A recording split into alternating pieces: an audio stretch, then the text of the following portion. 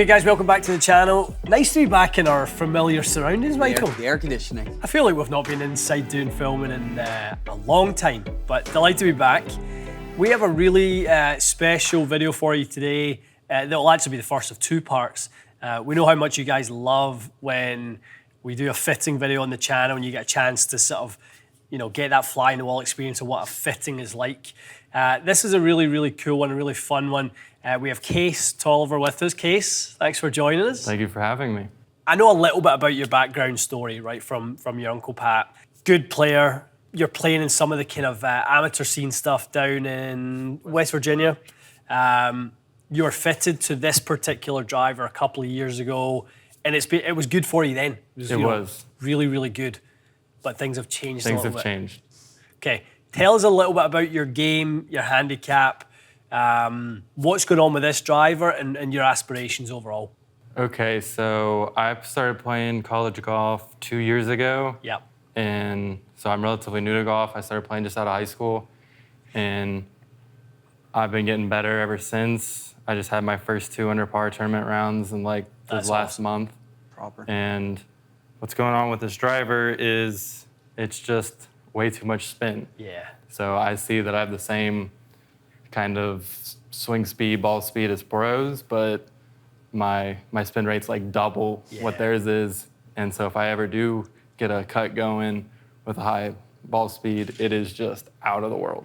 Definitely, without a doubt. That's the thing. You can have all that input speed, but if you don't get output performance, your tools are working against you. In this case, your driver's certainly working against you. And even having a rummage through your bag there, you've got some really nice Strixon irons, ZX7, ZX5 combo set, in the stronger loft category, in the higher center gravity sort of category, all things that kind of produce a little bit more of a flat born flight.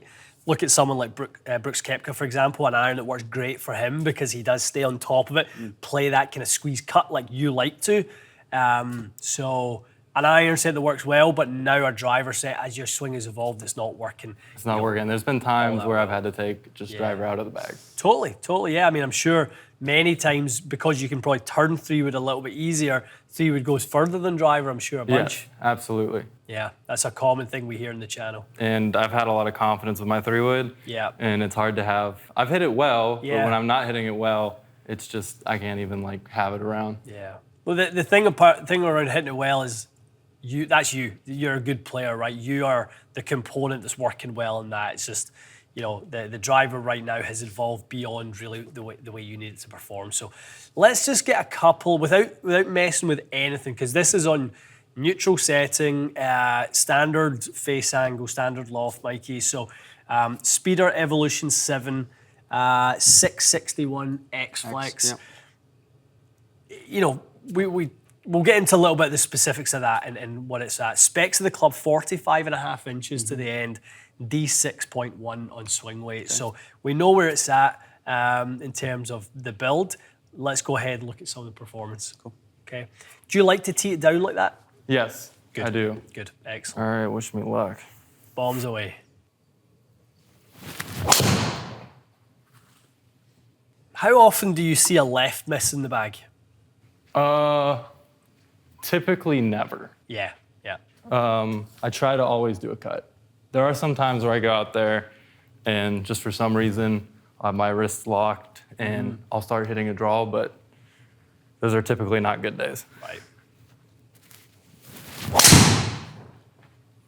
And guys, this is maybe one for the fitters who watch the channel or kind of the, golf industry people. When you get someone like Case who, today we're going to see that he misses it on the right.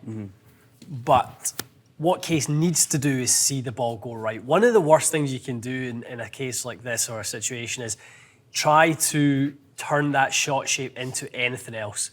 So if you hit it down the left side, that's startling to you to hit it down the left side. Yeah. You need the safety blanket of, I'm going to hit it on that line and it's going to move this much. Yeah. That's kind of what it needs to be in your mind to play, your good golf.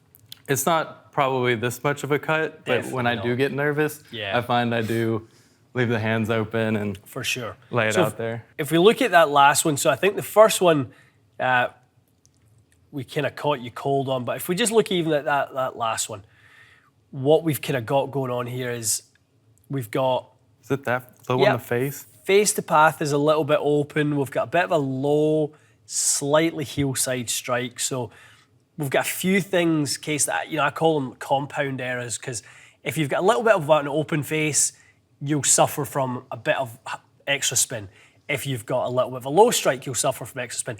If you layer those things on top of one another with a heel strike, you'll just compound that error and it'll become 5,600. Yes. Probably your same spin as you get in your 6-iron or 5-iron, right? So we know you're not delivering crazy amounts of loft, 21 degrees of loft. That's not... Always been low. Yeah, so that's not the issue here at all.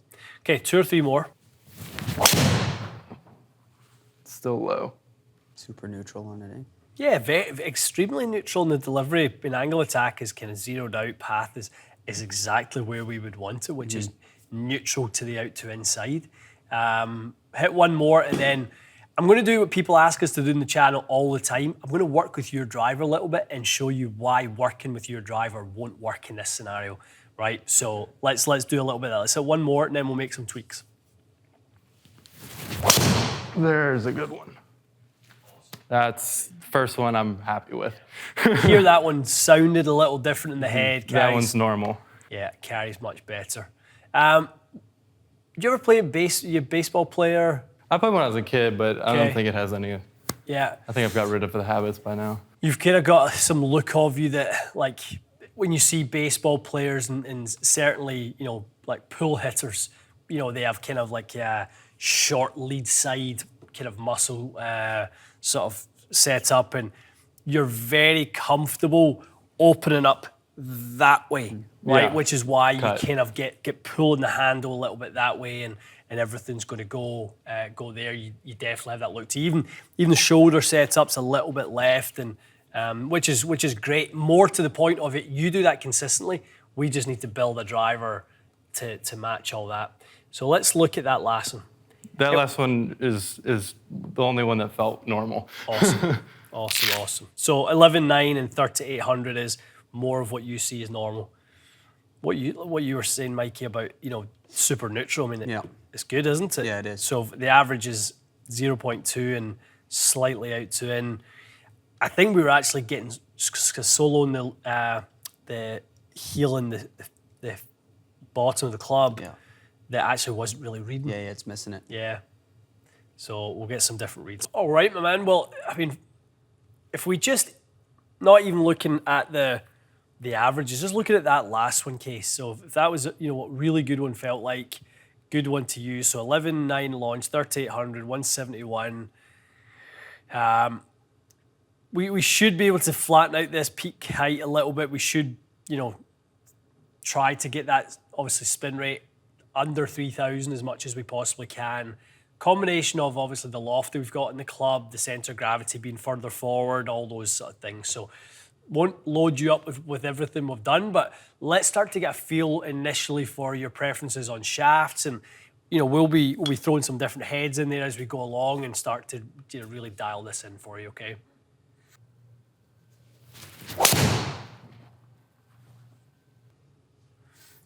Flatter out the gates. Yeah, I like the start line on it. Yeah. I like that we were able to get it left immediately there.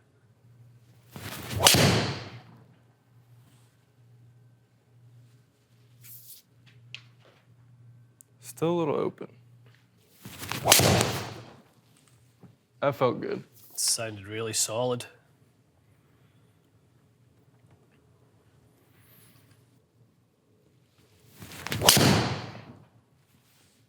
Okay, so in terms of striking, one of the things we don't really teach anymore is kind of the awareness of where we're striking it. We just tend to swing, and whatever we get, we get. We've kind of got these big golf clubs now, big old faces, and we just kind of know that they'll bail us out to a degree when we miss it.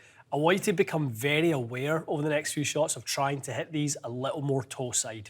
Toe side? Yeah. I want you to feel like you're going to catch it in the toe. Okay.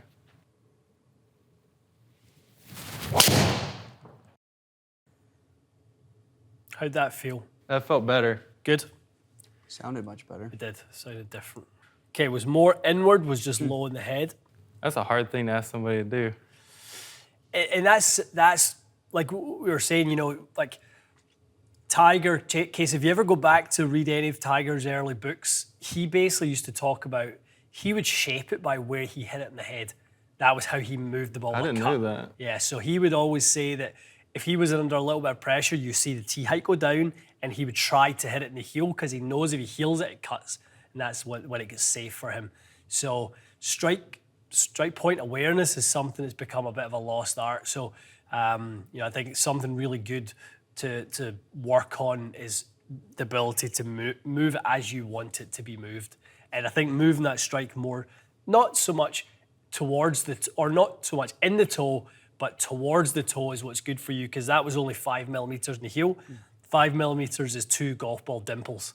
So it's a tiny, tiny amount, but it makes a big difference. All right. So let's see what we achieved with combination number 1 versus yours. The biggest thing really is going into peak height. Mm-hmm. There was one lower one with yours, but yours had the tendency to spike high. We were, certainly flatter. We gained a little bit of carry. We killed 900 in spin.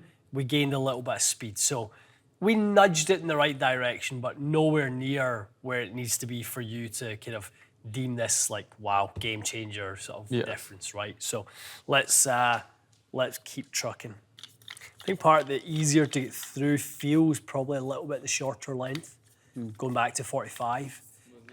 So half inch short. So yours felt more the head though. Yeah, felt like. I mean, where the feeling comes from can come from different parts, but I think giving you more of a feel like you've got your 3-wood in your hands is probably going to be something that's feels quite safe. Combination number 2, Strixon ZX5 LS. Not really something that you probably have tried in the past, the Strixon drivers, even though you've loved the irons. Strixon drivers are typically not the go-to. Yeah, this one has some pop to it. Yeah, it's a really, really good one, especially the 8.5 LS that we're going to try here. So let's give this a little run.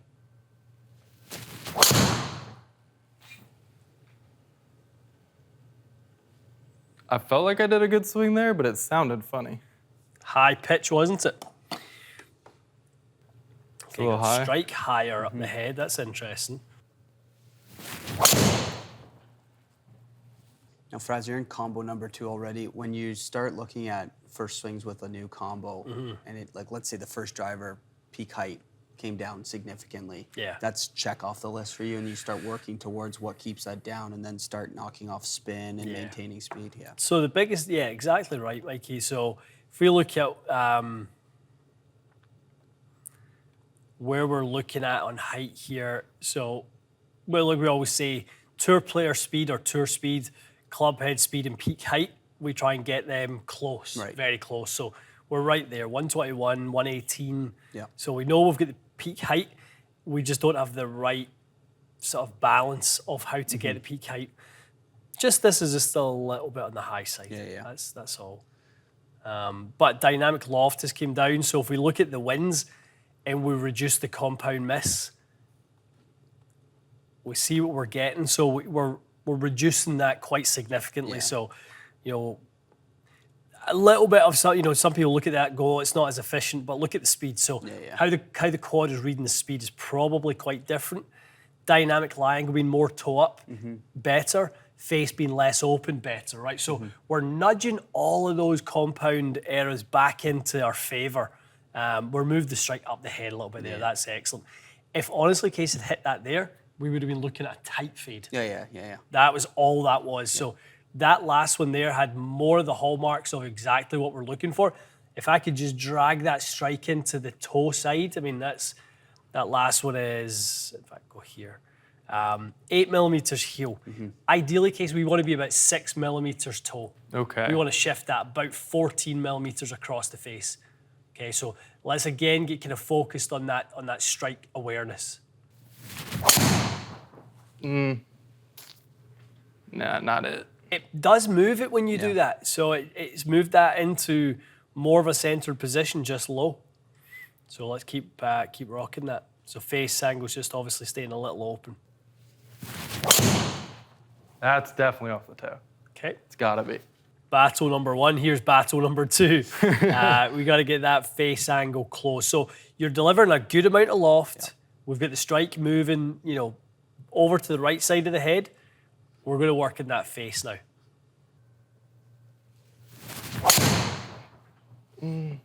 Probably low. That was 50 millimeters low and in the heel again. So it snuck back into the heel a little on you in the strike. Felt good. Sounds great. Does. Really, really does. Still probably felt a little more towards the heel. Let's dive into this one. I've hit this one before. Do you have any tips or tricks on how to get it more towards the toe? Not yet, You because still want it to be a natural swing? yes, exactly. We want to see if any of the things that we kind of like try and use from a club and a weight perspective, do any of them, change the strike a little bit. And then if none of them do, and it's just like whatever kind of we give you is kind of finding that home, then we get into a little bit some of the changes with it. So Yeah. like already that Strickson head for me is going to be really close when all shakes out, because if that delivered loft is where that is and ball speed was really good on it, and we get the face square, that's just going to add probably 4 or 5 miles an hour ball speed. Spin will come down to 2,500. Everything will be really good. Love Oh that. man, There we that felt great. There we go. Holy moly. That felt phenomenal. Where'd I hit that on the face? And we're done. Right in the right spot. So we're just kind of chatting there before we kind of hit that one. It's like everything you're going to gain when we get that face and get that strike in alignment, which was 2,500 spin, and we're going to gain 4 or 5 miles an hour ball speed. Oh, wow. You just saw it in the very first goal with this one. So, and that's what you stand to gain, like 250, 260, 250, 300. Yeah. There's going to be 40, 50 yards in it for you. I mean, that just felt pure. It sounded amazing. Felt amazing. Now, do you look at a player like Kaysen, want to increase his launch a little bit more? Not really. Not really. Not really. I mean, I think the peak height is going to get into a good spot naturally because he's got so much velocity. Right. He's always creating enough lift. So the launch, I think, can stay in and around that. I mean, probably sweet spots like 10 and a half, Yeah, okay. which would be great. How high was it? 9.1. So looks everything was good there. I mean, across the board, that was green lights. Good. I mean, that felt great Good. too. Yeah. Neutral. And just cutting away to your target, but 276 or so in the fly. 77. Yeah, spins just back up a bit. Yep. And if that's the window though, it's 31 Yeah. or that's total spin, but backspin at 31.65. Good. Found the heel a little bit there. Yeah, not one of my better swings. But that's still like great performance for a bad It hit. is. It is. It's in play. Yeah, ball speed retained. Now that spin has kind of really been managed. Very common for tour players to miss it in that spot, and that's what they see off their spin rates case. Like low 3,000s. Tour players generally don't like spin being too low. So they like it like sweet spot 25, 2,600, a really good one. If they do miss it a little bit in the heel and it goes to 3,000, they don't care at all. They just don't want the 1,900 spin knuckleball that can go off in a direction and just keep sailing into the abyss. That's the last thing you want when you've got speed like you have. That felt high off the face. Yeah. That was in that high heel spot perhaps again, just had that kind of like soft look to it. So I am on a break right now, but I'm typically a little bit more dialed. But like these mishits, which would happen like 2 or 3 times around, those are balls that are going out OB. Totally. Just, I mean, like 100-yard cuts that I even Exactly. felt like I even probably hit somewhat decent. Yep. Well, there's always one combination that stands out from that perspective. So looking at, side angle, right? We're not starting them as far, to the right as we did with like the Strixon, etc. Obviously picked up, big carry numbers. All right, leader in the clubhouse, no doubt about it. That one was a little bit more shoulders closed, just a hair, trying to come more from the inside to try to. I feel like a lot of the heel was me trying to come from the outside that way. and swiping in. Totally. And so I tried to get that one more inside out. That is the right type of feel, to try to get the path to move right, to give the face the direction that you need to close. The more you pull across it, the more that you give the face the message to A, stay open, and B, keep the, if you're pulling that way, you're delivering the heel to it, right? So you're pulling across with an open face. If you come at what feels like that way, you'll rotate the toe so much significantly quicker. Exactly. And my height, I mean, that last one was a little low, but my height's still like somewhat fine with that. The last one still flew at 104 feet. Okay, and that's fine? It's great. Okay. Really good. Yeah, because if we look at the last one, or we'll look at the last driver, your angle of descent into the fairway, it's the first time we've even came close to getting into the 30s. Yeah.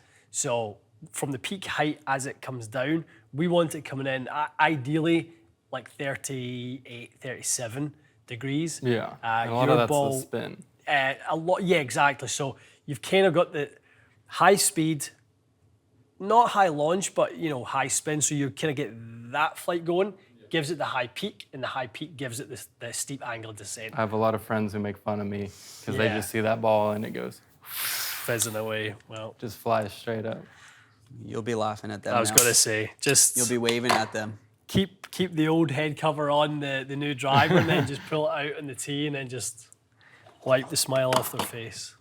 All right, Case, when we struck gold in that paradigm head, night and day better in speed, spin, control, just what Callaway talk about with this head down range dispersion, right? So, keeping, as you kind of hit this sort of out into the field, it's just really, really narrow with all the other attributes of a great drive. So we want to try and layer on top of this now and see how good can we really get it. If we ended on that last combination, I'd be over the moon. Yeah. I would have been happy to let you walk away with that one, knowing you're going to play some great golf. Now it's everything a bonus after that. All right. Let's see if you...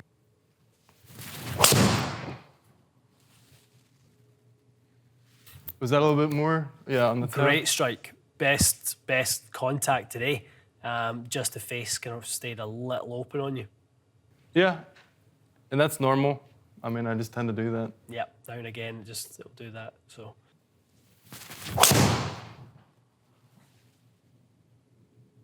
It's reducing the things working against you, right? If we were to take stock of you as a driver and the club you play and your delivery and your strike and the ball you play, if we were to make a list, and that's what we do in our heads when you're hitting your first shots, we're literally making a list of all the things that are working against you. And the objective of the hour-long driver fit is to basically cross those off, right? We no longer have open face. We no longer have high dynamic loft. We no longer have low heel strike. All these things. And then we start to learn what you like and what you don't by observing you and how you're delivering cadence and time and work with your strike. Then we work through all the different shafts. So once we get the head, like that was easy, right? Yeah. Stealth into Strixon into Paradigm, boom, Paradigm's the one. That's that done. I'm not even thinking anymore about any other heads. Okay. Like, we haven't tried a Cobra, we haven't tried a Pink. I couldn't give a monkeys. We don't need to, because it's not about the brand. It's about what works for you.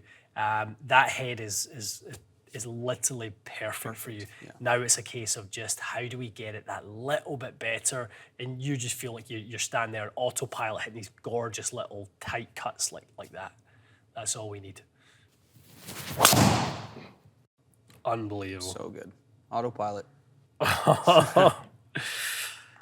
It's so fun to watch someone's confidence evolve. Y'all are having a good time. Yeah, we do. Exactly. That's why, we have such a great job in doing what we do, because we get a chance to stand here and help someone who's already a great player start to realize their potential by using the right equipment. And it wasn't the equipment was ever, it's not that it was wrong when you got it. It was probably great when you got it and got you to this point. But, at a certain point when you look for more performance, you're never going to take a Formula 3 car and put it on the track and race against Formula 1 cars, right? You've now raised the amount of horsepower and output you've got as a player.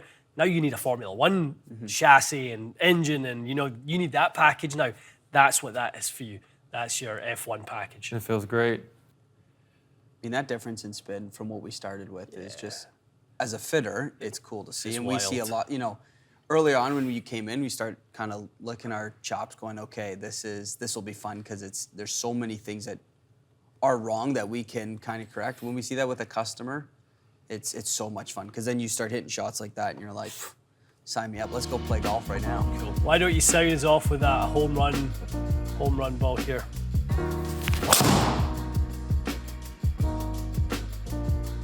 Okay, guys, we will be sure to. I want to keep, up to date and keep you guys up to date with Case's results, and this is going to be a really fun one to watch. We just spoke to actually our builder Brian Birch the other day, and he was saying he has some data from the fit. Brian was the last one we fit on the channel before Case, and he has some data that shows that I think he said he's about the same. He went from about, and this isn't launch monitor data. This is golf course data now on Arcos.